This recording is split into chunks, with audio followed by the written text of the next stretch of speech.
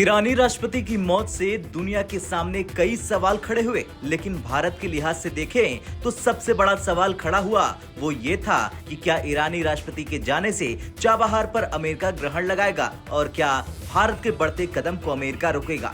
दरअसल इसे लेकर अब तमाम एक्सपर्ट्स के जवाब सामने आने लगे हैं। जवाब ऐसा कि जिसे सुनकर आप भी कहेंगे कि भारत की ताकत के आगे अमेरिका कमजोर पड़ चुका और भारत अपने प्रोजेक्ट्स पर अमेरिका का प्रपंच नहीं चलने देगा। चलिए अब जानते हैं क्या कह रहे हैं एक्सपर्ट चाबहार को लेकर। दरअसल एक्सपर्टों की माने तो दुनिया में तमाम प्रतिबंधों के लिए फेमस अमेरिका को भारत ईरान के प्रोजेक्ट चाबहार बंदरगाह पर भारत का समर्थन करना चाहिए, क्योंकि चाबहार ही वो बंदरगाह है जो मिडिल ईस्ट और ईरान में चीन की ताकत से सीधा मुकाबला करेगा।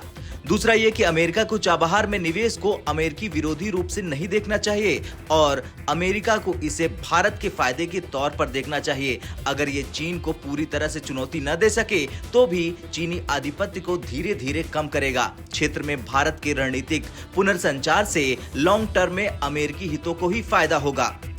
अब ये तो था बयान एक्सपर्ट्स का, लेकिन सच्चाई देखी जाए तो चाबहार भारत का बड़ा बंदरगाह बन चुका है, जहां से भारत आगे बढ़ेगा और साथ ही कई देशों को भी आगे बढ़ाएगा। लेकिन वो कहते हैं ना कि अमेरिका किसी को आगे बढ़ते नहीं देखना चाहता। शायद यही वजह है कि अमेरिकी विदेश विभाग के उप प्रवक्ता ने भारत ईरान के बीच हुई इस डील को लेकर भारत को प्रतिबंधों की धमकी दी थी। जब भारतीय कंपनियों को लेकर सवाल पूछा गया था कि क्या भारतीय कंपनियों पर भी प्रतिबंध लग सकते हैं, तो इसे लेकर वेदांत पटेल ने कहा था, आपको बता दूं कि कोई भी अगर ईरान के साथ बिजनेस डील करने पर विचार कर रहा तो उन्हें इसके संभावित जोखिम पता होना चाहिए। उन्हें पता होना चाहिए कि उन पर भी प्रतिबंध लग सकते हैं। हालांकि बिना देरी किए भारत ने अमेरिका की इस धमकी का जवाब दिया।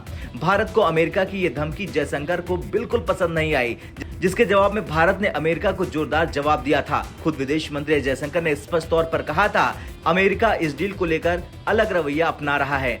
जयशंकर ने अपने बयान में कहा था, ये समझने वाली बात है कि ये डील असल में सभी के लाभ के लिए है। मुझे नहीं लगता है कि लोगों को इसके बारे में संकीर्ण दृष्टिकोण रखना चाहिए और उन्होंने अतीत में ऐसा नहीं किया। यदि आप अतीत में चाबहार के प्रति अमेरिका के रवैये को भी देखें तो अमेरिका इस तथ्य की सराहना करता रहा है कि चाबहार की व्यापक प्रासंगिकता है, तो हम इस पर काम करेंगे। खैर कुछ भी हो, जिस तरह से अब बयान सामने आया है एक्सपर्ट्स का चाबहार को लेकर, उसके बाद देखना तो ये होगा कि क्या अमेरिका भारत से दोस्ती निभाएगा या फिर भारत से भिड़ने की कोशिश करेगा। आपका क्या कुछ कहना है इस रिपोर्ट पर कमेंट कर जरूर बताएं। ब्यूरो रिपोर्ट, भारत तक।